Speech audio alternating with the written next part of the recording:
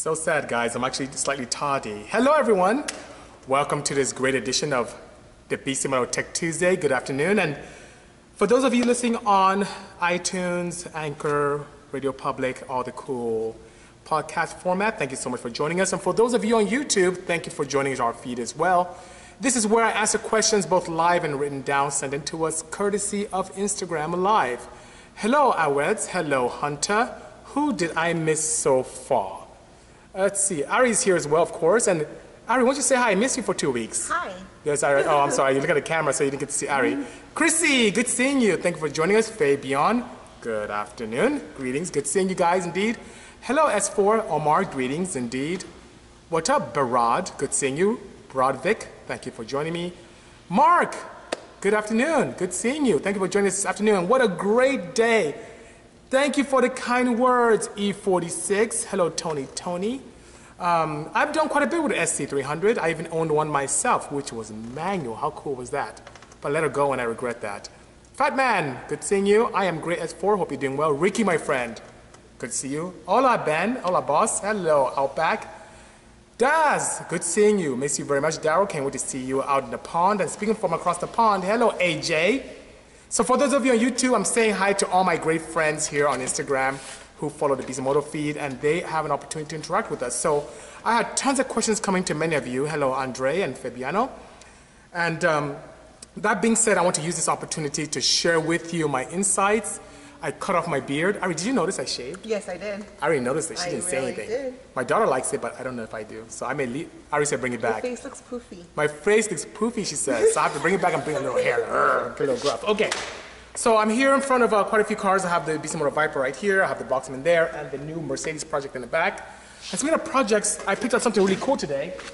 So I'm going to share that with you guys in a moment. I have this pretty cool sleeve block that I picked up yesterday. I posted yesterday from our friends at Go Eagle. They did a smashing job. And the great thing about the sleeve block, it allows me not to worry about the de-chunking, which is very common with the M96, M97 engines where the top of the sleeves breaks. So with that ductile iron sleeve back there, that is now a thing of the past. It also allows me to have an O-ring application for high boost applications. And of course, I have these cool pistons from Trom. And what we're going to do is I'm going to use these pistons, which are WPC coated, to build a monster M96 engine, which is pretty good. The Viper's not boosting right now, but over there's one that's being boosted, and we'll have some stuff very soon. I promise to share very quickly. Dr. Ahmed, I look very young today because I shaved my beard. So, doctor, let me know if it's good or not. I can leave it like this. Or I can grow it back and look more her. Anyway, yes, AJ, the goal for that W201 is to put an Evo 2 kit on it and then saturate it, impregnate it with new technology. Ari's laughing at me. Thank you so much, names what? Appreciate that, you know. You are too kind. I keep hearing this word salesman, and I had a good discussion with Matt Farah not too long ago, and he says he hears that a lot. Every time Bisi's on his podcast or on his show, I sound like a salesman. And Matt Farah said it very well. He said, you can ask Bisi for directions, and that's how he talks. It's just how I speak. It really is how I speak, and you can credit my father for that. He's very particular in regard to the English language, you know, which is very nice. AJ, I think I may stay with an inline 6, but a newer version of M104. I may stay with it. That market needs some help, and I want to be able to create some really cool things with that. So, you know, that'd be really nice, you know. Thank you so much, guys. Appreciate that. So, without further ado, thank you, William. Appreciate the kind words. Ari's going to start asking some questions that many of you submitted. I will answer some of the questions and come back and forth. And followed by a dog, I plan on staying in line. Absolutely. By all means, okay? So, Ben, send me a resume to lab@bisimoto.com, and you never know, you can possibly join our team. But you have to impress Ari, because if you don't impress her, you're not being here. She's my gatekeeper. She handles things. I'm just working here. I work for Ari. She just does everything. Anyway, okay, so Ari, first question. She's laughing because she knows it's true. Okay, so what do we have first, Ari? Sure, we have a question from Fox Design. Fox Design, I don't know if it's here. He wants to know the details on your week in New York. He's so clever. Fox, you're clever indeed. Thank you, Ben. I have it on the website. It's pretty cool. Thank you. Ari made sure I had plenty. I was out of stock, and then Ari got mad at me, so I had to order a bunch of larges, extra larges, and now we have it in stock. Okay, so. Okay, yeah, his first question was my excursion out in New York, as much detail as possible. Okay, what else? Ballpark on when the content will be airing. Okay. And he wants for which, the wagon or for the New York? I believe in New York. Oh, interesting. And then he hopes that the SEMA build remain on schedule and any news on the wagon. Ooh, he had rapid fire. He has a lot of He questions. has a lot of questions. So first one is in New York. I was sworn to secrecy. I cannot talk about it. I can tell you that it's an exciting show that has to do with cars. And I was there for almost 2 weeks, and it's going to be on Netflix. That I can share. Okay. Very exciting stuff. It plans on airing fourth quarter this year, hopefully, or maybe first quarter of next year. I'm hoping sooner than later.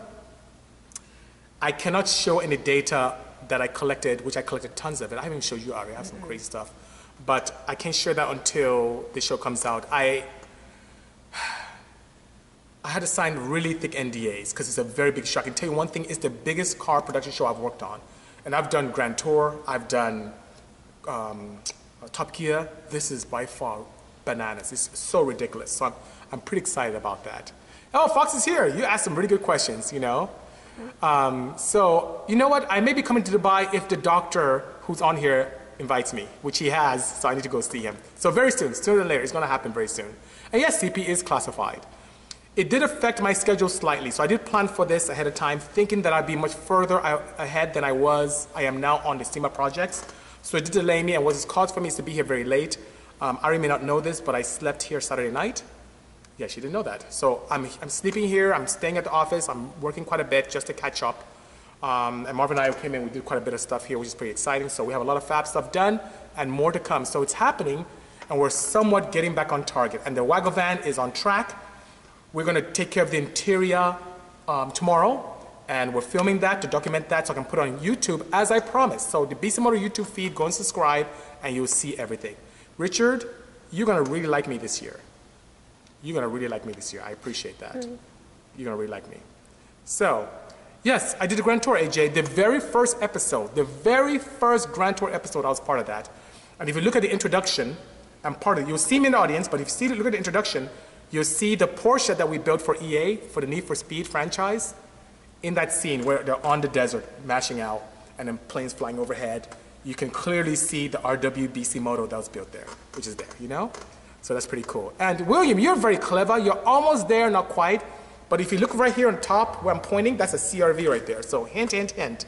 I'm not keeping the chassis, but I'm keeping some components coming off of that car right there, you know? Element all-wheel drive, Honda would kill me because they don't make elements anymore. The guys from Honda would kill me. So AJ, I'll get to your questions. Fox, I hope that answers your question properly in regard to what you had. Ben, yes, stay tuned. Let's talk about that. I definitely want all 71 of you here. I appreciate that. Let's talk about that because, ooh, it's going to be really interesting. William, you're too clever. Hello, AJ. Good seeing you, sir. It's always good to see you. William, you are very clever. I'm not going to say more because I want to make it a secret and surprise to all of you, which is pretty interesting. Okay, sorry, what other questions do we have? Well, since Ben brought up drifting, I want to go to... Okay, so Ben, you brought up drifting, so Ari, who I think she likes drifting a little bit. Well, she likes a lot of it. She's going to answer that question. So, what do we have? I'm going to go to Instala's question. Instala, okay. He asked, I'm not sure if you've ever been asked or if it's common knowledge, but have you ever wanted to take up drifting? So, great question. No, I didn't want to before. As a matter of fact, I was extremely vocal about hating drifting. Not disliking it, not finding it not very appealing, but absolutely hating it. I hated it so much, you may or may not know this, that when my partners, it could be Turbonetics, AEM, whoever the case may be, asked me to bring one of my cars to a drift event for display, I'd drop it off and I'll leave. Because I didn't care for it. And every chance I got to get on the soapbox, and every chance I had to talk about how much I thought that drifting was like figure skating on cars, and how it was horrible because it wasn't very objective, but subjective as a sport, how it wasn't even qualified as a real sport, and how the drivers are not really athletes. I was just very vocal about not liking drifting. It was rubbish. Oh my gosh, Bisi. Until 3 months ago. Yeah, you did. 3 months ago, my friends from the ID agency, very clever people, reached out to me and said, hey, Bisi, we have this concept. We have this cool Mustang which we want you to come out and drive. It's you and 2 other YouTube influencers. Come out and drive. Yeah, gangs, hate is a strong word, but I really hated it. And I'm like, oh, cool, I'll drive a Mustang, beat up on the track. I'm down. I go there, drifting.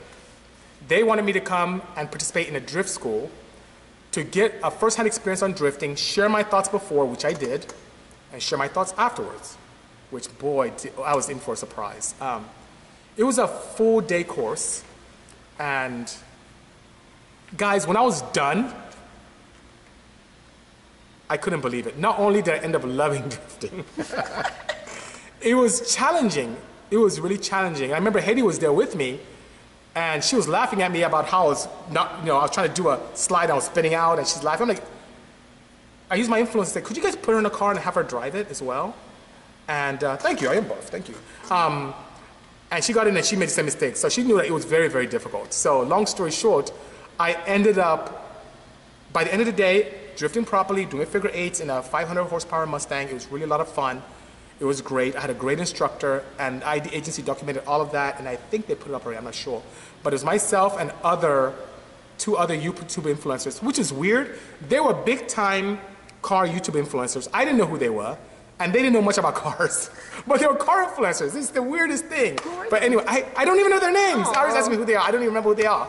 So that being said, fast forward to today, I love drifting. Now, here's where it gets really interesting. I still don't like or didn't like the fact that drifting wasn't a timed event. It was just still subjective. So I'll give you guys a hint, which I hope I don't get in trouble with this, but the thing I shot involved a lot of drifting and had timing in it.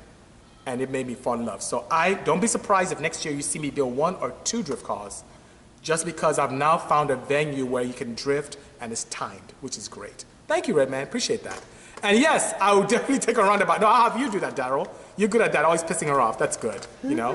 Fastest car, it's not fastest car, because I have the capability of talking about that. It's not that, it's something else. Something very nice, which is pretty nice, you know? I've tuned them, but I haven't built them myself. Bardovic, about 5 cylinders, I haven't done that at all, you know?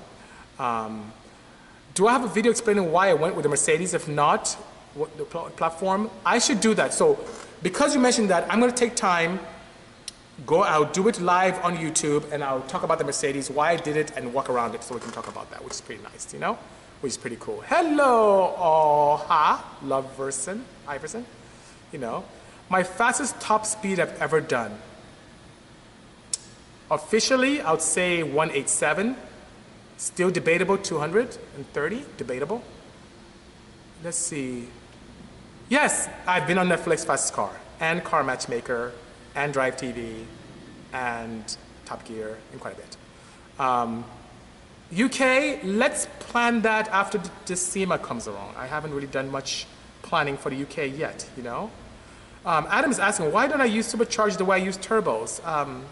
I'm in love with turbonetics and precision, that's why. No, I'm a big efficiency guy, and I do understand the benefits of turbochargers versus superchargers, that I'm using wasted energy and heat, sound, and radiation to turn a turbine, which is clogged to a compressor, which then pushes air into the engine and creates more power when you add the appropriate amount of fuel.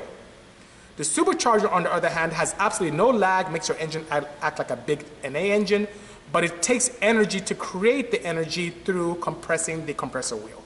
You have to have a direct cog to the engine, primarily to the crankshaft, and it takes anywhere from sometimes 70 to 200 horsepower to turn a supercharger to get the power that I find appealing. I do like the packaging of superchargers, which also can sometimes be a detriment, because I have a hard time doing that on Porsches because of the constraints of the engine bay. But I do like the fact that you can use a factory exhaust manifold or factory headers or standard style headers to extract power. I do like the sound of superchargers, I love the whine. But from an efficiency standpoint, I'm not a huge advocate of taking energy that could be used towards propelling the car to turn a compressor wheel. But I do love it. So don't be surprised as superchargers become more and more efficient, I'll start embracing them even further. And things are happening. I had an opportunity to have Ari, Hedy, and I had an opportunity to have a recent tour of the Vortec facility out near Oxnard, and it's actually very nice. So don't be surprised if you get something from us in Vortec very soon. I'd love to be able, you know what the cat's meow for me is to combine the two. Everyone keeps saying electric supercharger, I appreciate that, you're absolutely correct, but sometimes, I mean, I guess it's changing now, but in the most recent past, we didn't have the motors that could efficiently give us the RPMs we desire for high horsepower builds, but I think that's changing very quickly, which is pretty nice, you know? Yes, Richard, as I was saying, my goal is to do both in one car. Have the capabilities of a supercharger with immediate power increase without having any lag, and combine that with the upper end efficiency power of a turbocharger. That would be awesome. That would be the way to go, you know? Yeah, then I just mentioned that. Exactly what I would consider. So Ari, she's giving that look. She has so many questions, I think 9 plus, and I've only answered 1. So, or 2 maybe. So let's get to the rest of them. Yes, Ari. Sure. AJ question. AJ, I think he's still here. Since headflow is a key factor in making reliable power, Yes, it is. How important is stroke length? Could you make the same reliable power with a short stroke engine and a stroker engine, assuming everything else is set up to suit? So let's talk about, in theory, in terms of the power. Per displacement, based upon how much area you're ingesting, yes, you can make similar power. Rule of thumb for many people is a longer stroke for the same displacement can give you more torque. That's why you see a lot of front-wheel drive, small eco boxes with very long strokes. And for high RPM power and flow, you can do very well with short strokes and big bores. But here's the one thing that most people don't pay attention to, AJ. It's rod ratio. Rod ratio is extremely important, especially how the cylinder head fills the combustion chamber. There's a big correlation that I've seen through my research of rod length or rod ratio and port volume being able to help each other. But here's the big challenge, side loading.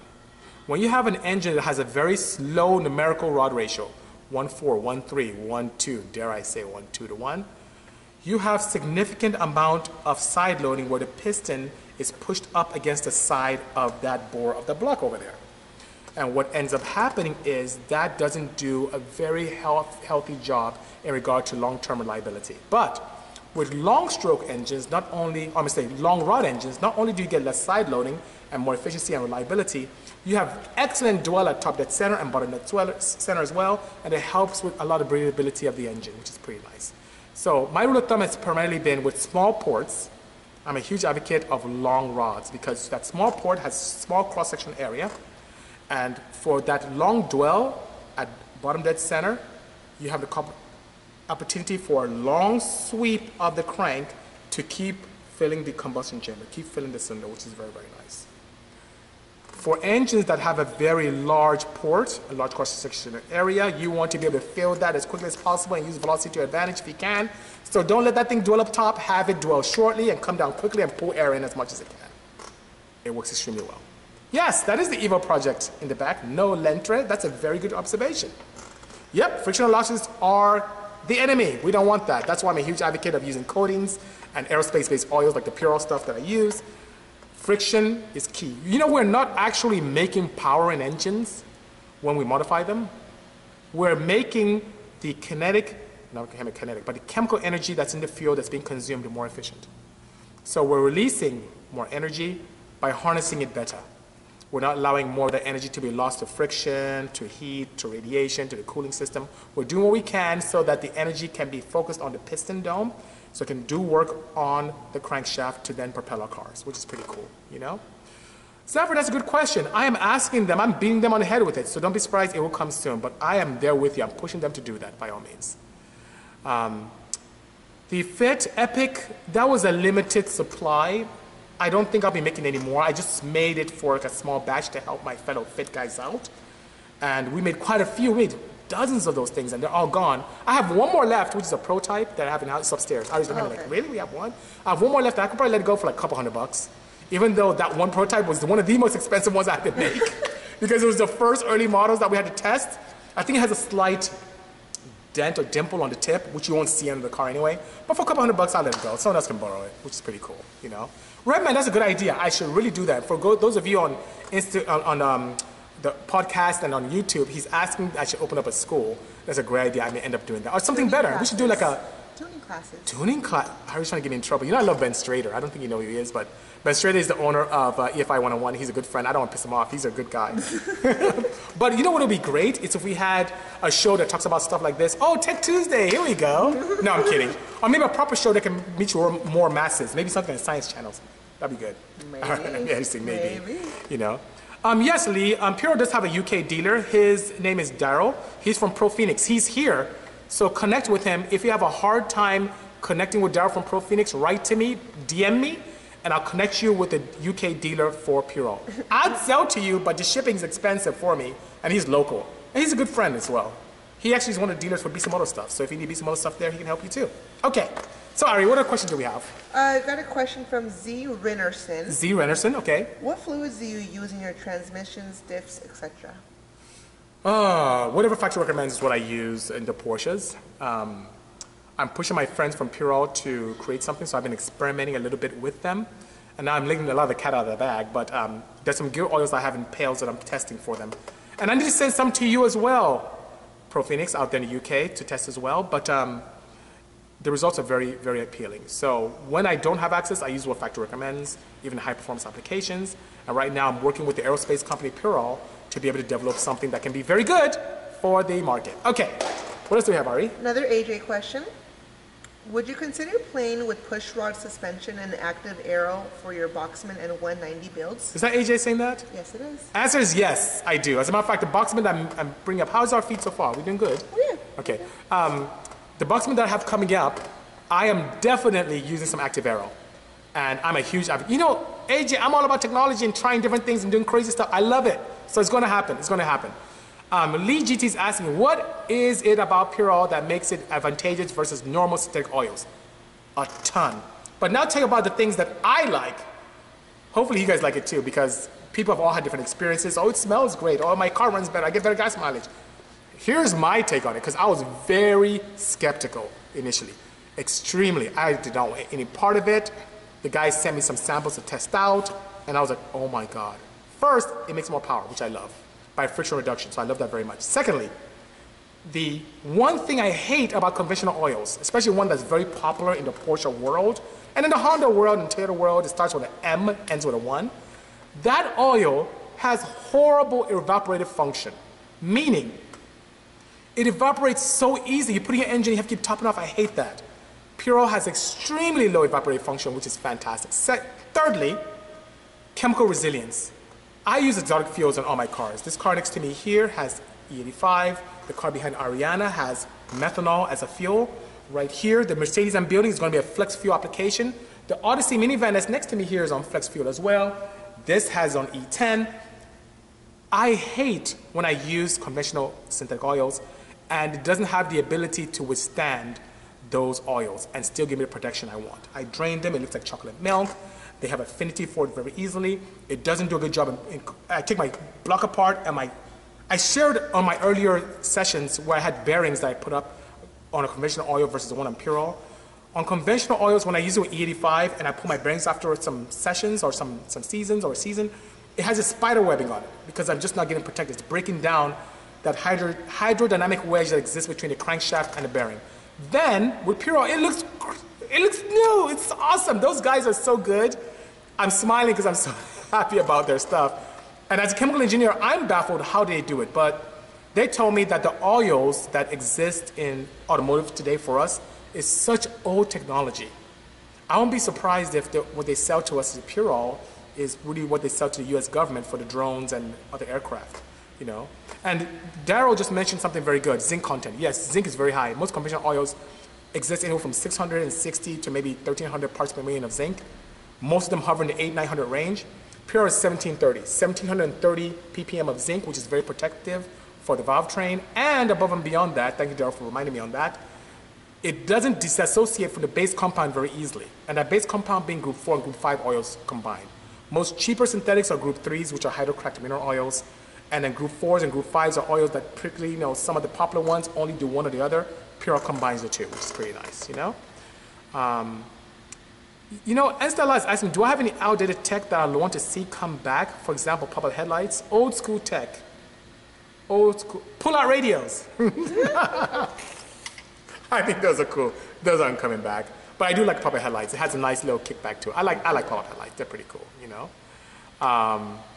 Would I ever do a grip build on a 240SX? Only if I have a relationship with Nissan or Infiniti. Apart from that, I will most likely build something that has to do with some of the partners we have. And we're already starting discussions with Daimler, which is pretty nice, you know? For the F20C engine, Thrilla, Gorilla, Pika, I would use factory. So the blue factory ones from Honda is what I use. They're very, very good.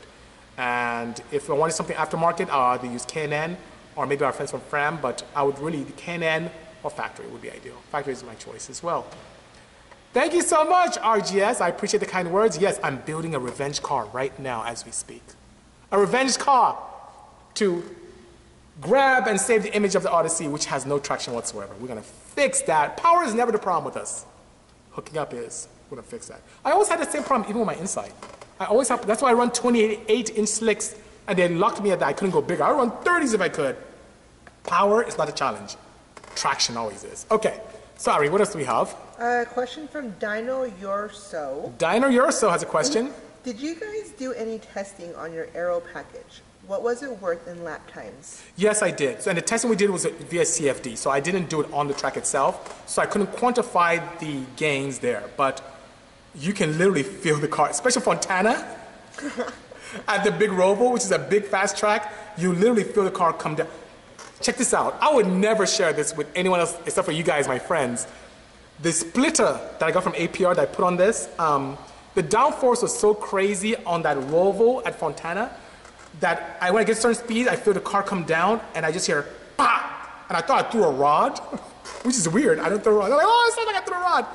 My splitter came off. It was just so much downforce that the washer that I had to hold the splitter to the bumper yanked through the bumper and put a hole in it. It was crazy. Hey, Sam, and I told Sam about that too. He gave me some advice on how to make it much better. So now it's really reinforced. I have reinforcement all over the splitter, but man, it works. So I use CFD to do that, and I hope that helps, okay? I would be interested in building a Mark III Supra if I have a friendship with Toyota. I'd be more than happy to. I'd love to. Thumb up, Sam. Thanks so much for your excellent advice. You are the man. Okay, what else do we have, Ari? We have a little lengthy one from A lengthy one. Raz 21855. Rise 21855. Let's see what question he has. I'm a freshman in college, highly interested in cars and engineering, similar to you. Okay. I've seen your videos and listened to your podcast on the smoking tire, and I'm greatly inspired by your work. I've always had a knack for science and math, and also finished second in my graduating class. Oh, well done. I am currently enrolled as an applied math major, but Okay. I really want to work with cars and engineering. Okay. However, I am unsure what I should major in, where I should go, and how I get into the car scene. Any tips or pointers? I have excellent tips and pointers for you, sir. First, having that mathematics background is nothing but a huge advantage for you, especially if you pursue anything in engineering. Now, it would be selfish to tell you to study chemical engineering like I have, but my path is very different from everyone else's. For what you have in mind, especially with the advice that I'm about to give you, you need to do a slight shift over to mechanical engineering and keep your minor in mathematics. Take as many electives as you can in everything mechanical. Pay attention to fluids, thermal, heat transfer. Take all those great classes. But here's the one thing that you must do that's not negotiable. You need to intern in a speed shop, a reputable speed shop. I don't care if you start off, even as an engineering student, sweeping the floors. Get into a reputable speed shop. Learn as much as you can, get as much experience, and make yourself viable. Offer to help, learn. From all the people that have worked with this, interns that went from here to General Atomics or to Northrop or to Hyundai. Hyundai loves taking our interns, they just love it. Or any OEMs, they prefer engineering students that graduate with experience in things mechanical and things hands-on. It makes you a better engineer, a better scientist. Formula SAE programs are very important, but nothing is better than hands-on experience at a shop like this, a company like this, or a company that is entrenched in motorsports. Do it. Whether you're in California or in Idaho, there are companies out there that can help you with that. That is my advice. Stay focused and do it. My pleasure, Red Man. I appreciate that indeed, you know. So C. Perez is asking, when you build the Porsche motors, do I build the same compression on all of them or different? I do different ones. So this one, for example, is very simple. This engine came with, I think, almost 11-to-1 compression, and I'm going to 9.5. So that's what I have here from Trom. So it is different compression. So weird, I had this prop right when you asked me that question live, which is pretty cool, you know. Hello, Peanut. Good seeing you. Peanut, I'm coming to visit you. After this, I have lunch to grab, 6 emails to do, and then I have to come and see you guys. So I'm gonna come visit you soon. So come by and say hi. I'll be there with my truck and trailer to pick up some goods from you guys. I like your components, indeed. Hello, Supercar. Good seeing you. My pleasure, Raz. My pleasure indeed. Hello, Sub. CP, thumb ups to you as well. What tuners did I idolize growing up? 2. David Vizard. Maybe 3. David Vizard, Smokey Unick, and Oscar Jackson. Who, by the way, I idolize Oscar Jackson so much. And I don't know if you heard this story before, but I'm gonna tell you guys a story, and you can call Oscar and let him know, because I don't think he knows this yet. Or maybe he does now, because I've said the story twice before, but much smaller forums. I grew up here in the US after I came back from Nigeria, came in here from Nigeria, idolizing Oscar Jackson, bought this performance handbook, Honda performance handbook, read all about it. Oh my God, this guy is great. He raced Hondas, he'll build an engine in the field, in the pits, go back and race the next day, road race guy, very creative, great guy. So I grew up loving him, and he gave me so much passion when it comes to D-Series, because that's what he focused on after the EW1 in the 80s and 90s. It's like, awesome. So one SEMA, over a decade and a half ago, I saw my idol in a pit, not in a booth, talking to people. And I was in line waiting to meet Oscar Jackson.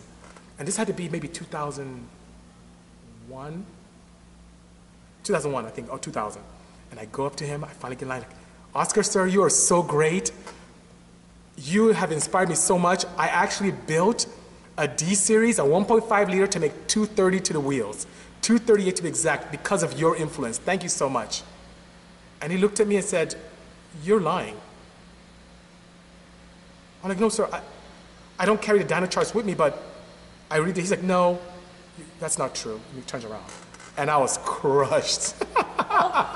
I was so crushed because he doesn't know that he was the one that gave me the inspiration to stay with that platform because he did so much with it. And I know Mugen got to 210 with his influence, and King Motorsports got to like, I think 205 with another D. And it was just, and I'm like, I got to 235 to the 237 to the wheels, ran 10.7 my best time in a CRX on carburetors. I was just so proud, and he crushed me. So after that, I didn't quite like him that much anymore. That's why it's good to always be nice to people. Did you email him the charge though? No, I didn't. I just left alone. Let's fast forward to one day at Norm Reeves Honda. I'm doing a speech at Norm Reeves Honda. He comes in and he says, I remember you. I remember you from somewhere. I can't quite. I'm like, sir, yeah, we've met. He's like, you're Bisimoto. At this time, my car is now more popular. I already built the Insight. I'm breaking more records in drag racing and all that good stuff, you know? And that being said, yeah, it is kind of weird, Installa. It is kind of awkward to do that. And now he knows me like, oh, Bisi, so on and so forth. So long story short, we're in good terms. We get along. I met him a couple times at Skunk. He has his own facility. I bought stuff from him. Now we really get along very well. And his son is an excellent driver, great guy. Junior is a great guy. And, but I've never told him that story. And maybe you guys will, and maybe I should. But he crushed me for many years. And I wasn't very fond of him because of that, you know, which is pretty nice, you know?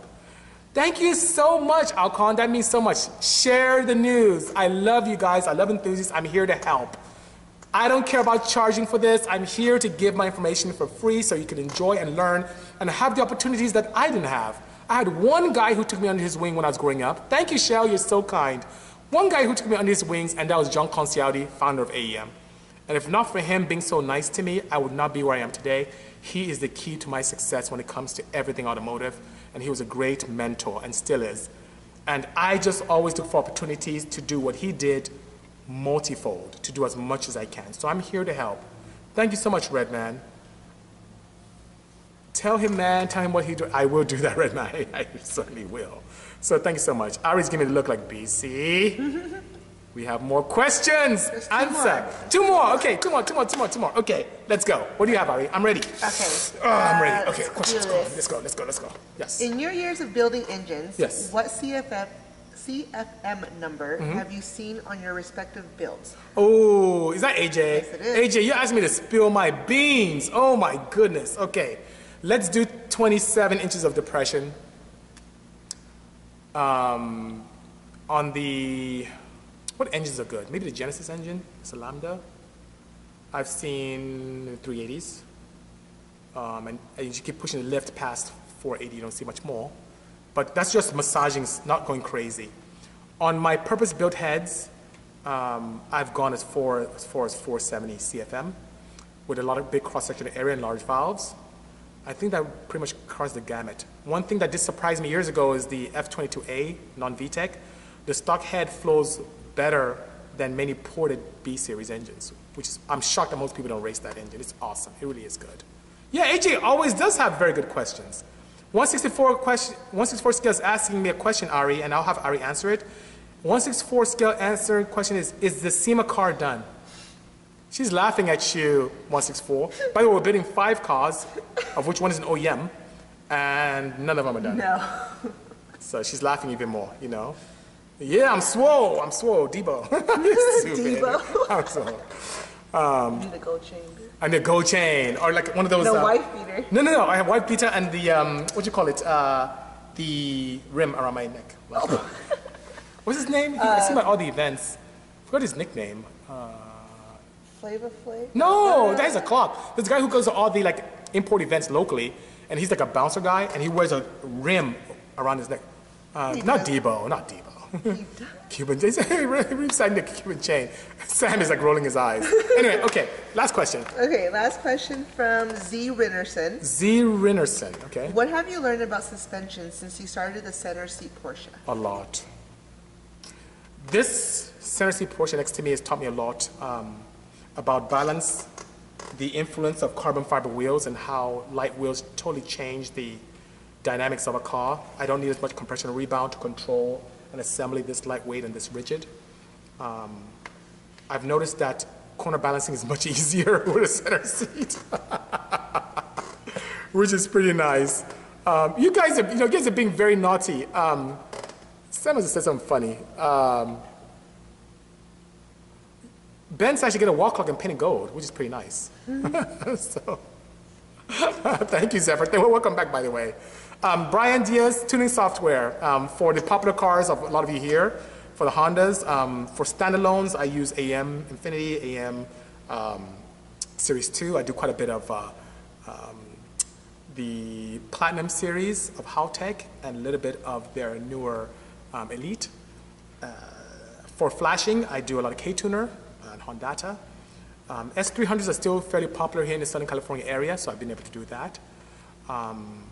CPER is asking what's the fastest I've been in the center seat Porsche. With this, in testing at Fontana, I got to 159, and I kept breaking my splitter. So I haven't been back since then. I break that and I wrote off. So I need to do more and get this. Well, splitter is proper now, but I need to go back there and race. It's been really warm, and above and beyond being warm, I've not had a chance to play around with cars. I'm really knee-deep in SEMA projects. Help me, Sam! I'm knee-deep in SEMA projects, which is pretty interesting, yes. Thank you, CP. That's a great question by all means. What kind of stock Z6 rev to safely? Stock? I assume you mean stock valve train with slight modifications to allow it to breathe. 68, 7,000 safely. If you upgrade the valve train and camshafts and get to breathe a little bit more, I've taken Z6s to 8,000 with no problem. Thank you, Sam. I appreciate you indeed. Best skill to know about tuning cars? Computer programming? Nope. Best skill is tuning and being able to problem solve very quickly. What I mean by problem solve, you are essentially problem solving real time when you're tuning. You're listening for knock, you're looking at AFRs, you're changing fueling parameters, you're changing ignition parameters, you're changing cam timing. You're doing all of this at the same time. You have to have critical thinking skills to be able to quickly solve problems. That's a very good skill. I keep breaking my splitter. Best words ever, Brian says. Brian Diaz, thank you so much. What did your half Civic run? Half Civic. I don't have a half Civic. My half-mile Civic. People debate that a lot. I don't know. I don't know now. People are all debating, say it's not possible, so I'll just not talk about it. What I recorded was 230, so what they showed on the screen. Everyone said it wasn't true, so I said, okay, so be it. It's not true. But in my Genesis, I did 178. The blue 911, as lack of aerodynamic it is, we did it's on YouTube. So 156, 158, something like that. Pretty interesting, Oh, September 2? It's too close, Peanuts, for comfort. I have 5 cars to build. They're not done. I don't think I'll have a chance to race until after SEMA. I really can't. Can you tune your car with a laptop that you bought from a store, or do you need a special one? No, you can buy one from a store. I get mine from Amazon. I already knows it. She just said, she sees me order all the time. Yeah. Mechanical engineering, yes, that's a great, Fabian, that is a great course to use. Most challenging engine I've tuned, most challenging. I would say, Ari can attest to this, engines that come in broken. So, engine comes in, customer doesn't tell me there are leaks or problems, and I have to figure it out. It takes me a long time. I can get through a tune, do other parts of tune, like, wait a minute, there's a significant vacuum leak on this. Let's check this out. And boom, I find a vacuum leak, fix it, and I have to tune all over again. So cars are not ideal. The most difficult in terms of maybe setup I do that every year. Every year I get a difficult setup engine. And why is that? Because when you get a minivan with a J35 engine, with a 60-2 wheel, and a 3-prong cam wheel, and you have an engine management solution that's very new, like the AM Infinity at the time, and you're trying to get it to work, and there's no base map ever, it does take time to get everything going. And when after that is done, I have this weird, or had this weird desire to have the CAN system work like a factory, so that the body PDM can see vehicle speed and see that the car is running, so a child in the back can't open the door when the car is moving. All that is involved in a bit of a challenge. So new project cars from OEMs that have no aftermarket support because they're so new is always a challenge for me to get running, but we get it going. I have many of you who support what I do and love what I do, which is very good. So Sam says CBU SAE. That's a perfect example of a car that was 100%, but we had to figure it out to get it going. So that was a bit of a challenge. Yeah, that may have, Sam, I think you're onto something. That may be the most challenging one there. That may be the challenging one, absolutely. But on a very common basis, every year when there's a car that comes in that's very unique, that doesn't have support, we have to figure out and get it started. And I was going to say that many of you support what we do and love what we do, and I appreciate all of you. And I also have some naysayers who talk crap about some of the projects I built, but they have no idea, the naysayers have no idea how hard it is to start a new car with an ECU for the first time. They have no clue. Thank you, CP. I'd be more than happy to, you know. Yes, Manny, it can and does work on an F20C. Absolutely. You can use a positive displacement supercharger on an F20C, you know. So, Fabian, you have an idea what to choose? I'm telling you, Fabian, you need to be an engineer. We need more of you. We need more engineers. You need to do it. You need to do it, you know. It's a lot says who are the naysayers. It's a lot, they're everywhere. And they're mostly people who I really feel bad about, because if you start looking at their profile, what they're about, they really don't have much going for themselves. So many of those times, Ari's laughing her butt off over here.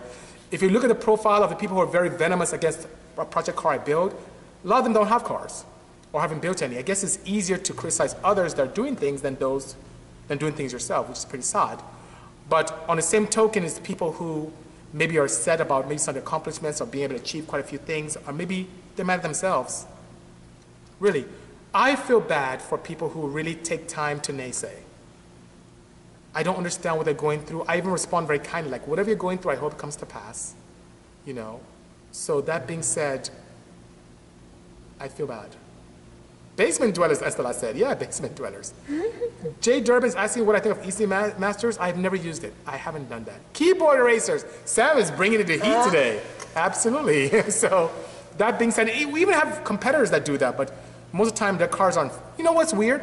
People who are way more successful or run faster times than me really don't talk crap. It's the people who don't. Anyway. Oh my God. Thank you, M4. You're very kind. I appreciate the kind words, you know. Jose, oh, they're there, you know, which is okay.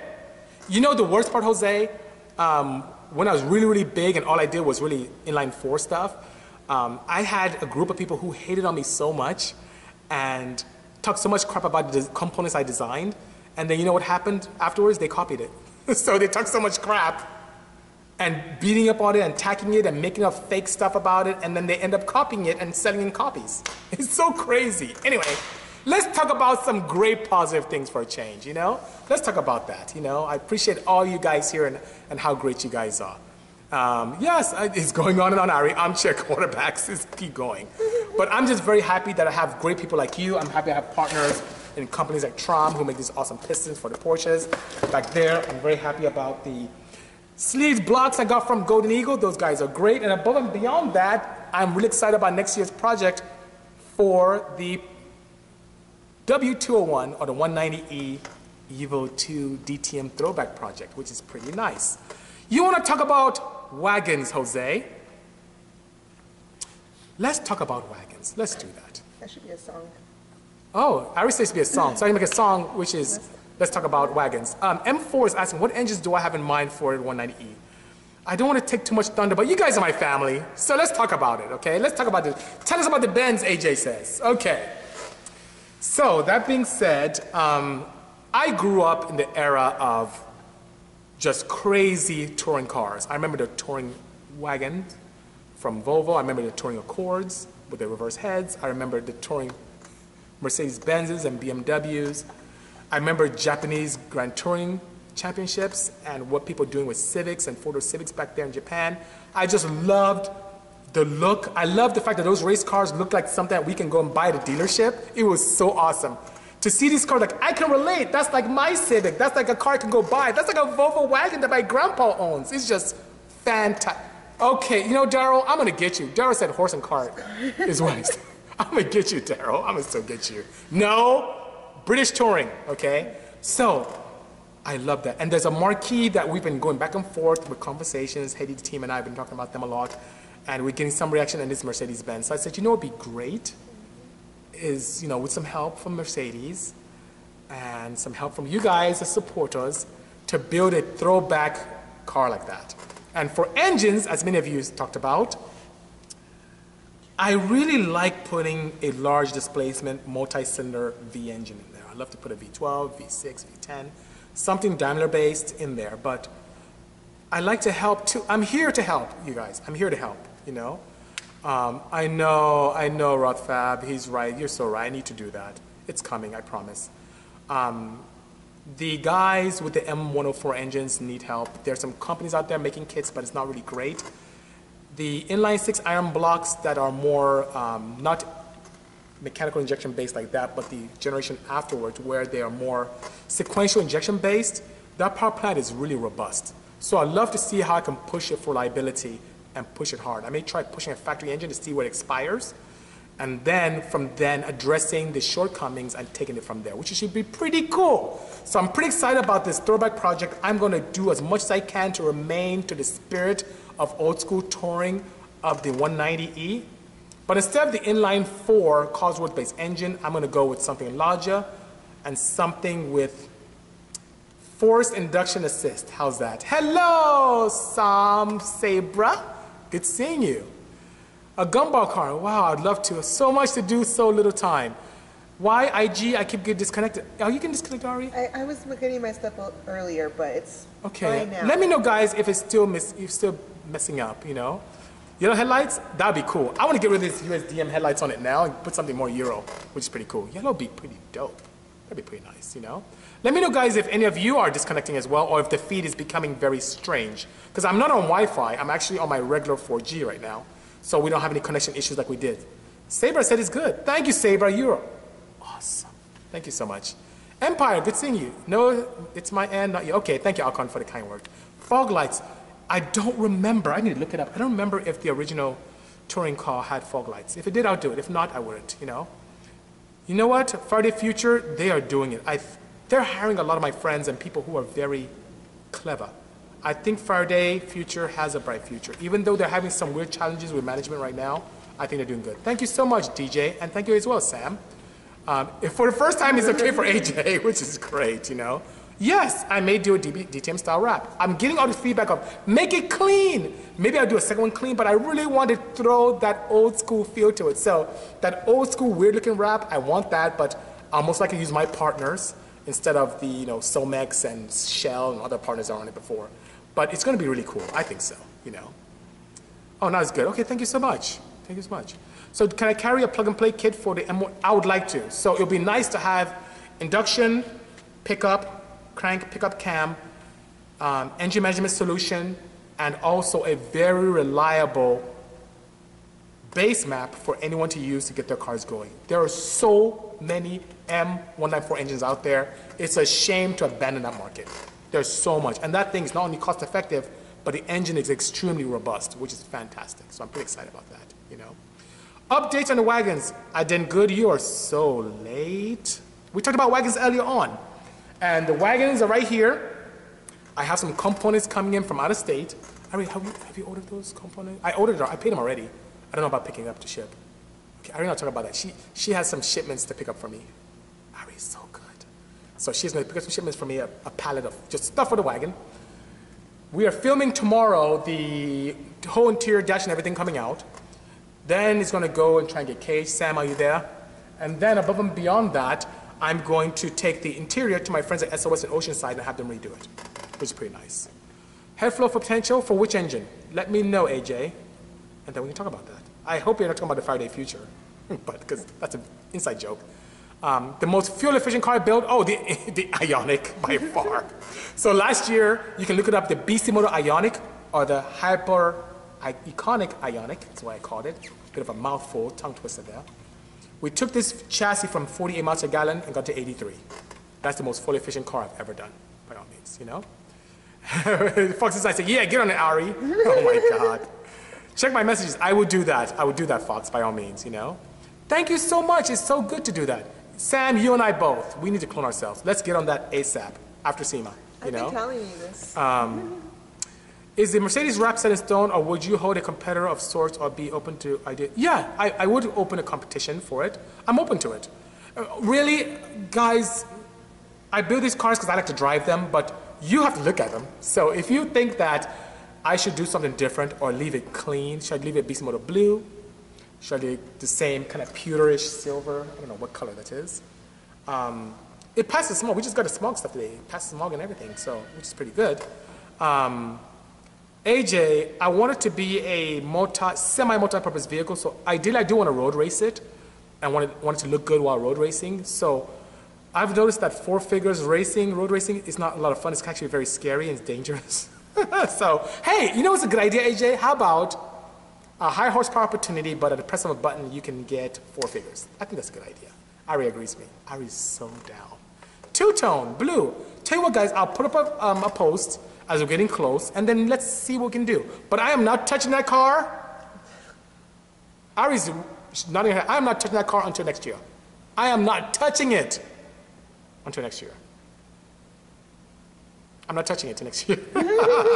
I bet I do have a driver, Sam, and you're a good driver. Ari's like raising her hands. So Sam, you and Ari have to arm wrestle. Okay, wait a minute. Let me think about this. Yeah, you and Ari have to arm wrestle. I'll start lifting. She'll start lifting, you know. Favorite build? His favorite build is the pink 911 with a GT2 engine and a sequential gearbox. AJ wants to drive it. So, you know, I guess I'm going to keep two seats in it because I was going to keep one seat in it. Not in the middle because there's a drivetrain there and drive shaft. But two seats it is. Okay, so Ari, Sam, and AJ has to arm wrestle to see who drives it. Okay. Super Car says, what's going on, Ari? What's up with the quote, dude? I don't know what quote you're talking about. Rubbish? What's rubbish, sir? Oh, so sick. Good seeing you. What's rubbish, Daz? I'm going to get you. It depends on your application, men's. Let me know what application you have, you know. Have a great day as well, CD, you know. You can use stock springs and retainers if you're putting CTR cams in a B16, hey. But I tell you one thing, if you're going to have extended RPM duty, road racing, you need to upgrade at a minimum valve springs. And we have valve springs. Our valve springs are very cost effective, you know. Daryl says he'll drive it. You know, everyone's, what is that? Okay, you know, this is getting ridiculous. I have Porsches, Civics, Wago vans, Boxers, CRVs, Insights. Why does everyone want to drive a Mercedes Benz? What? It's an old raggedy Mercedes. Oh, it won't be raggedy when we're done, but, you know, it's not, it's great. It's really good, you know. Also, if BC, you don't want to touch the 19E, how would you drive a Cayman and Viper? Oh, that's true. Good point. I like the Viper here. I like the Boxman. You're right. You not touching it. I have no idea what you mean by that. Are you telling me not to touch the Mercedes? You want to drive like that? It's really slow. Maybe you like it that way, Daryl, when it's slow, so you won't get scared. But yeah, road racing, Sam, you are so right. Road racing is so awesome. So awesome, you know. I did hear about that, Arnie. As a matter of fact, Porsche, Agay, has been talking about that for a long time. And they would do very well if they explore that. Extremely well. I think they'll do it, you know. Sounds good. Yeah, the engines sound really good. Oh, shoot. Fox said he's going to do something with the wagon. Yep, I agree. Road racing is pretty dope. You want the wagon when it's done? There's Matt Farah wants it first, so you can arm wrestle Matt Farah for the wagon. He wants to drive that thing so quickly, which is pretty nice, you know. Oh my God, that would be such an honor. So much to do, so little time. I should build an 88 500 SC with a turbo Coyote. I assume you mean turbo Ford Coyote. I like keeping marquees with marquees. So I like your concept, but I may stay with a Daimler-based engine, you know. Am I going to be involved with that? No, I don't have any invitations yet to be involved in that firsthand. I'd be more than welcome to, I'd be more than happy to, but I'm not involved with that build. If it does come to fruition, I don't. So guys, guess what? It's been a slice of heaven. We're at the hour time already. I'm getting red marks everywhere about get off. So guys, thank you so much for joining me today. Swap, I have considered building a BMW, and I definitely do one as we develop a relationship with that manufacturer. But guys, thank you so much. Oh my God, you're so funny. I did good. He said that the weight of Matt's watches will make him not as fast, you know. Yes, I'm not touching it. This is rubbish. I won't fiddle with it. Okay, you know, Daz, he's saying with the 190 that I said I won't touch it, but I will. So here's what I've done so far. Got it smogged. Ari just booked me, or have you, I don't know if she's booked me an appointment. Yeah, she has to go DMV and register and put in my name. I will put on a dyno and see how low a horsepower, because the thing feels like a dog. I'm gonna put on a dyno and get a baseline, and that's it, I promise. Have a good day as well, AJ. Ari, I have some Toyota swag for you, which is great. Thank you as well, Fox. You've been a great advocate. I appreciate your friendship as well. Have a great day as well, gentlemen.